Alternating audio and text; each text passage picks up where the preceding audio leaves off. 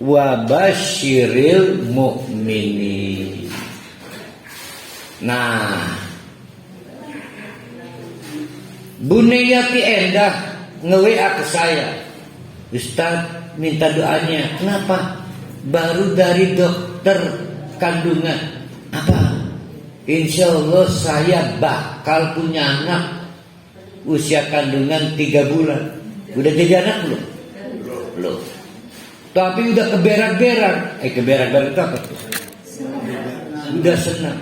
Akhirnya saya juga latah. Selamat ya Bu Ning ya, Anda sekarang menjadi seorang ibu. Padahal mah belum, baru 3 bulan.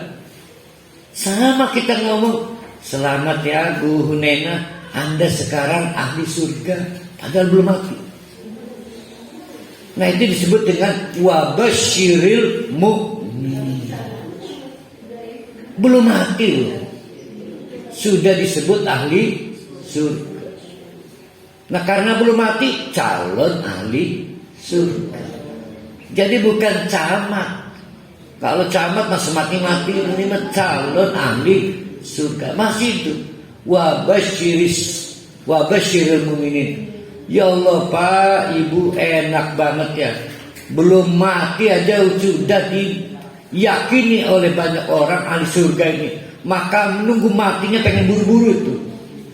Kapan orang mati-mati kita kini aja. Begitu datang malaikat pencabut nyawa, suya masih tak saya tunggu. Beda. Begitu dicabut nyawa, senyum gak dia? Senyum.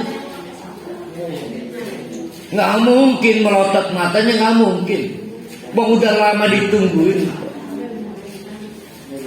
Nah itu disebut wabasyiril mu'minin. Ayat selanjutnya itu mulai kita terus-menerus akan bicara tentang taubat. Saya ingin menyelamatkan ayat yang ini dulu ya. Mana itu? Sebagai pertanggungjawaban ilmiahnya 111. Memang ini ada di surat At-Taubah, tapi ini turunnya yang 111 di Mekah. Jadi khusus ayat 111 dan konon 111 ya, itu di Mekah. Jadi ada orang imigran dari Bizantium transmigrasi ke Mekah. Enggak nyana si orang ini bergabung dengan Islam, menjadi sahabat Nabi. Pendatang Mekah, bukan asli orang Mekah. Namanya Amir. Enggak nyana jadi pedagang sukses, bahkan mengancam ekonomi Abu Jahal, Abu Lahab, orang-orang kafir dan musyrik di Mekah yang sebetulnya adalah pemain lokal. Nah di tengah-tengah program hijrah, para sahabat dikirim ke Madinah. Si Amir juga ingin berangkat ke Madinah. Nah ini akan, saya lupa ini Amir bin Su'aib atau siapa saya lupa ya. Nah maka timbul reaksi negatif dari Abu Jahal dan Abu Lahab. Karena kalau Amir ini diberi izin untuk melakukan hijrah ke Madinah, ini akan kolaps ekonomi Mekah karena asetnya berpindah ke Madinah. Maka ditahan itu si Amir, masuk daftar larangan berangkat hijrah. Padahal sahabat-sahabat lain udah berangkat, maka ditahan, tidak dikeluarkan izin meninggalkan Mekah. Lapor pada Nabi, maka turunlah innallaha ashtara minal mu'minina anfusahum wa amwalahum. Turun ayat ini. Maka Amir nekat berangkat ke Mekah dengan memenuhi syarat Syarat yang diminta oleh Abu Jahal Abu Lahab apa? Tinggalkan aset-asetnya, ditinggalkan aset-asetnya.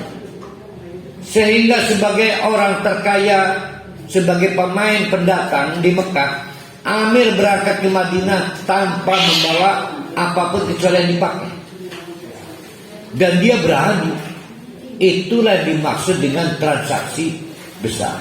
Itu satu cerita. Cerita lagi, yang lainnya lagi yang melatari ayat 111 ini, karena ini ayat nyempil ya.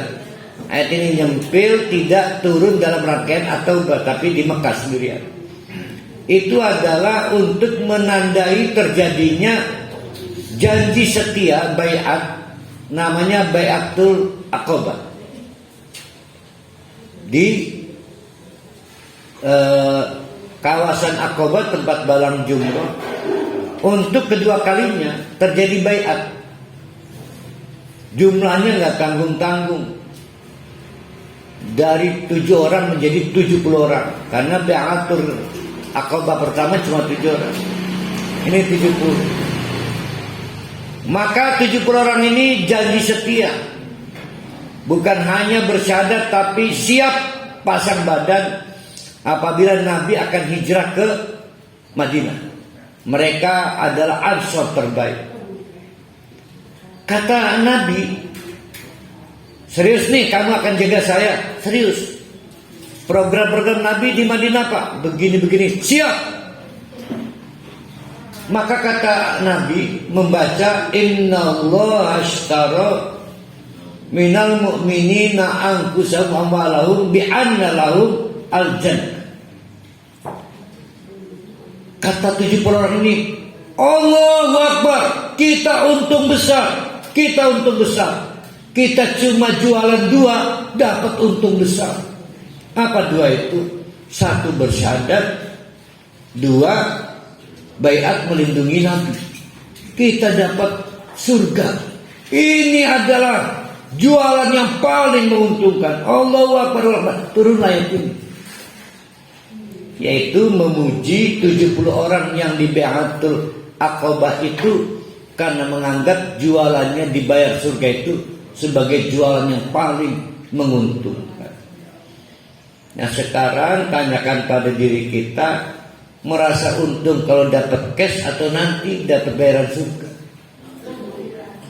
Nah, terkembali kepada cara pandang.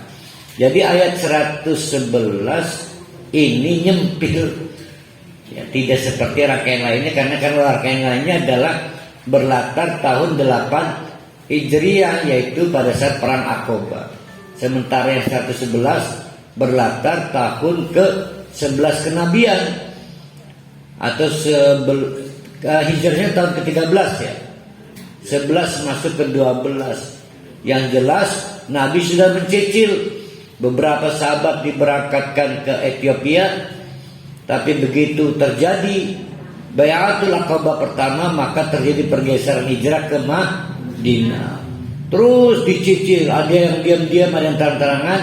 Salah satu yang tertahan adalah Amir, pendatang dari Bizantium, hijrah di Mekah, bersyahadat pada Nabi, kemudian menjadi pemain bisnis yang paling berwibawa di Mekah, hampir bisa menguasai atau mengganti posisi Khadijah dulu.